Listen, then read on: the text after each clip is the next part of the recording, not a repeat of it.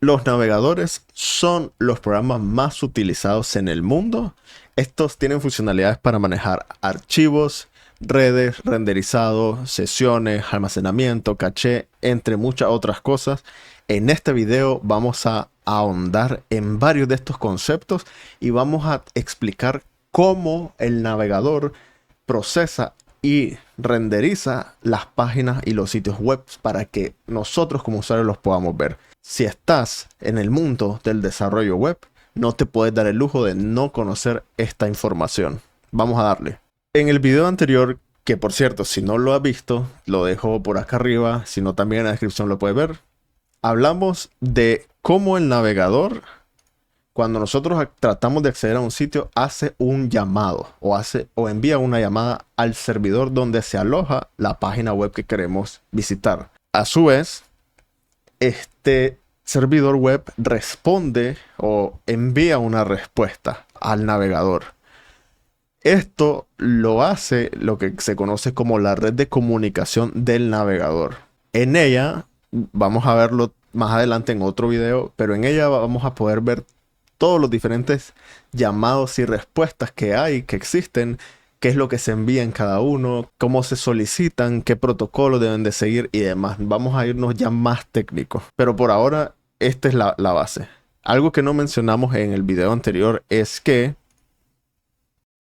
cuando el navegador hace el llamado o antes de que haga el llamado para solicitar los archivos para crear la página web, primero que nada va a verificar si en su almacenamiento de caché tiene información relevante para poder armar el sitio.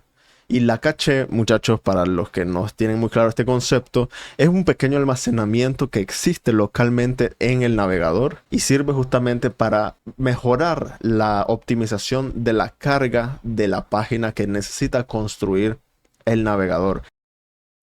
Aquí puede guardar cosas como archivos de código, archivos multimedia como imágenes o videos, también otros datos, metadatos de la página. Entonces, si él ya tiene cierta información o si ya tiene archivos guardados localmente, no va a pedírselos al servidor y esto va a ayudar de gran manera a que toda la carga sea muchísimo más rápido. Ahora bien, el navegador es el que sabe qué archivos necesita pedirle al servidor para poder mostrar la página. Entonces, esta parte de forma coloquial podemos decir que lo maneja o lo administra la red de renderizado, porque es quien sabe qué cosas necesita para renderizar la página. Entonces, de forma que el navegador a través de este va a hacer las solicitudes para mandar a traer los archivos que le hacen falta. Ahora, cuando el servidor responde con información, es decir, cuando envía la respuesta, el navegador hace ciertas validaciones de seguridad. Por ejemplo, verifica si la página o el sitio cuenta con un certificado SSL. Revisa también si la conexión se está haciendo a través del protocolo HTTPS, entre muchas otras validaciones de seguridad. Por eso, algunas veces cuando entramos a algunos sitios nos aparece una alerta que dice, este sitio no es seguro, aún así quieres acceder. Entonces ahí nosotros bajo nuestro propio riesgo entramos y nos podemos infectar, ¿no? Pero él nos está advirtiendo de que hay ciertas validaciones que no se están cumpliendo. Cabe destacar de que el navegador no va a prevenirnos, es decir, no va a evitar, perdón, de que algo malicioso nos pase. Él solo valida la seguridad, más no nos evita que nosotros nos infectemos o seamos vulnerables a algo, ¿no? Cuando el servidor responde al navegador, vamos a decir que entramos a la página home o a la página de inicio de un sitio. Lo que el servidor por defecto hace es enviar un archivo que sirve como el punto de entrada. Los servidores están configurados para trabajar de esta manera. Y generalmente el punto de entrada de la aplicación o del sitio web es un archivo index.html. Eso es en el 99.9% de los casos.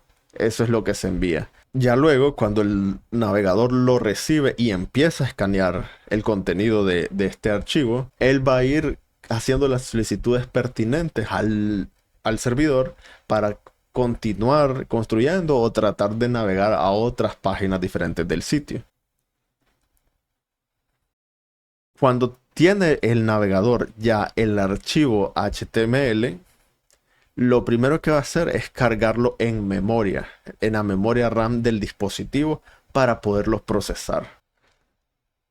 Por cierto, cuando los archivos se envían de un lugar a otro a través de la red, estos no se envían como el código que vemos, por ejemplo el de la derecha, que tenemos acá en este slide, sino para optimizar el tema de la transferencia se envían como bytes, como pedacitos que conforman todo el código que le estamos enviando, porque es más pequeño. Es decir, al enviarse en este formato es mucho más rápida la transferencia y mejora en gran manera el rendimiento. Ahora, esto que tenemos a la derecha es exactamente lo que está a la izquierda en bytes. Yo los puse ordenados como en columnas, pero en realidad es una línea gigantesca de bytes que no tienen una... Sería muy difícil que nosotros como humanos lo podamos entender. Cuando el navegador carga el archivo en memoria, o carga los bytes más bien en memoria, lo primero que él hace es hacer la decodificación de los caracteres que vienen como bytes. Un ejemplo bien específico, menor que, este símbolo de menor que equivale a este 3C en bytes. Y así consecutivamente, la D equivale a este 64, etcétera, etcétera. Cuando nosotros creamos los archivos HTML y de forma general siempre especificamos un set de caracteres con el cual se codifica todo el código para enviarse al servidor y ser recibido del servidor. Es por eso que ponemos en el código esta línea que indica qué método se está utilizando para hacer la codificación. Igual, 99% de los casos es UTF-8. Una vez teniendo ya en la memoria decodificado el código, va a transferirlo o va a traducirlo de código a tokens. Y de igual manera, lo que esté en la izquierda equivale a los tokens que esté en la derecha. Por cierto, ya aquí estamos hablando del parseo. Cuando hablamos de parseo, ya es cuando se analiza una línea o una cadena de texto para encontrar una lógica, una estructura lógica y sintáctica. Como les decía, con estos tokens se pasa a crear los objetos con los cuales se crea el DOM. Cabe destacar, muchachos, que en el video anterior hablé bastante de todo el tema del DOM, así que no voy a andar mucho acá en esta parte, pero si no les queda muy claro, pueden ir a ver ese video. De igual forma, recuerden, está en la descripción o está en la esquinita por algún lado aquí arriba. En ese video, el DOM lo representamos como un diagrama. Aquí lo estamos representando como texto. Hay muchas formas de representarlo, todas son válidas, pero para simplicidad lo vamos a dejar así.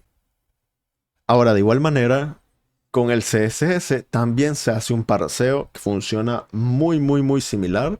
Y aquí les dejo el ejemplo ya de lo que es el código CSS, igual aplicado al código que teníamos anteriormente, el HTML.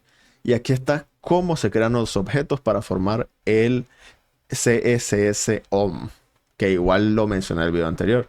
Entonces aquí tenemos esa representación de ese árbol. Pero sí, una vez que ya tiene todo listo, él luego toma los dos árboles, tanto el DOM como el CSS-OM, y crea un árbol de renderizado, que es la combinación de ambos, y es lo que vemos acá en la derecha, ya todo unificado. Con esto, él ya empieza el proceso para poder renderizar la página. Con ese árbol, toma los diferentes elementos y lo primero que hace es calcular el diseño. Es decir, el layout. Y esta es una palabra bastante común. El layout es básicamente en qué posiciones o dónde se van a ubicar los diferentes elementos de la página web.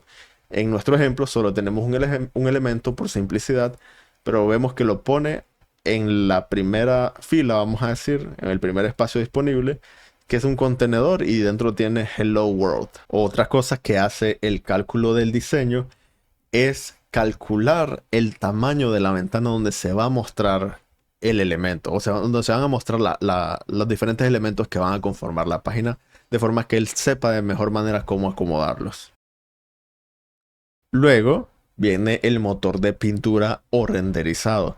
Ahí ya es cuando a esos elementos que se ubicaron en puntos específicos se les aplica todo su estilo, se les pinta, podemos decir. Más bien en en el paso anterior todavía ni siquiera los podríamos visualizar.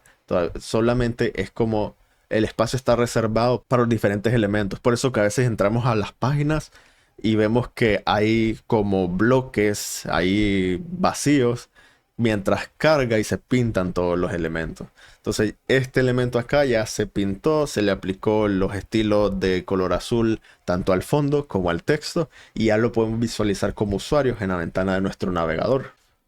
Otro elemento, otra funcionalidad muy importante que hace el navegador es el motor de composición. Este se encarga de ordenar y ubicar las diferentes capas de la página. Es decir, cuando nosotros trabajamos en el código y empezamos a mover elementos con el index Z, que es el que nos sirve para poner cosas adelante o atrás de otras, estamos dándole instrucciones al motor de composición. Por ejemplo, acá en este icono tenemos este cuadro que está encima de este fondo rosa. De igual manera la imagen y este texto. El motor de composición es el que se encarga de ubicar esos elementos encima de otros. Por defecto, lo que él hace es que los hijos o los nodos hijos siempre van a estar encima de los nodos padres. Pero ya sabemos, como les decía, esto lo podemos modificar jugando con las propiedades de ZIndex dentro de nuestro código CSS. Ahora otra cosa, ¿qué pasa cuando en el mismo código que ya teníamos, aquí tenemos los estilos, tenemos el HTML, pero qué pasa si tenemos código JavaScript en medio? Porque por aquí tenemos otro pedazo de código HTML que simplemente es un párrafo. ¿Qué pasa? ¿Qué va a pasar? ¿Cuál es el orden de ejecución de todo esto, no? Y esta es una pregunta que todos nos hacemos en algún momento. ¿Cuál es el orden de ejecución?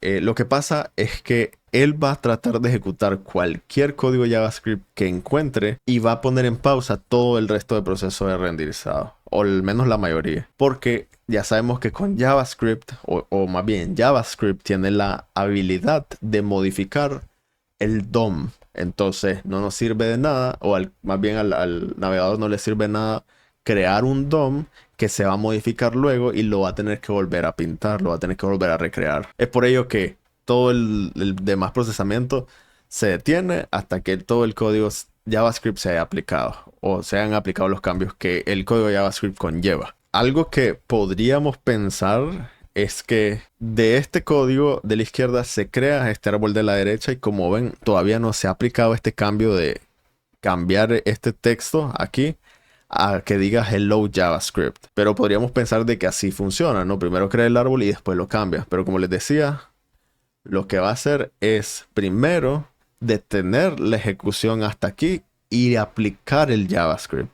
Entonces ya aquí ya cambió el texto y ya luego, entonces ahí sí sigue con el resto, ¿no? Que ya viene a ser este párrafo que está acá, con el texto que dice último párrafo y con sus estilos respectivos aplicados por esta selector CSS que tenemos aquí arriba. Entonces ya con todo eso tenemos, haciendo cuenta y caso de que tenemos muchos más elementos, vamos a tener toda la página cargada, renderizada, todos los elementos ubicados en las diferentes posiciones y con todos sus estilos aplicados, ¿no? Para finalizar, les quiero preguntar, muchachos, de los tres tipos de archivos o su equivalente, ¿no? Al HTML, el DOM, CSS, el CSS OM y los cambios que puede hacer JavaScript, ¿cuál creen ustedes que tiene la mayor prioridad de los tres? ¿O cuál es el orden de prioridad entre estos tres? Pónganle pausa al video y díganme en los comentarios. No hagan trampa. Yo personalmente pensaba de que el orden de prioridad es primero JavaScript,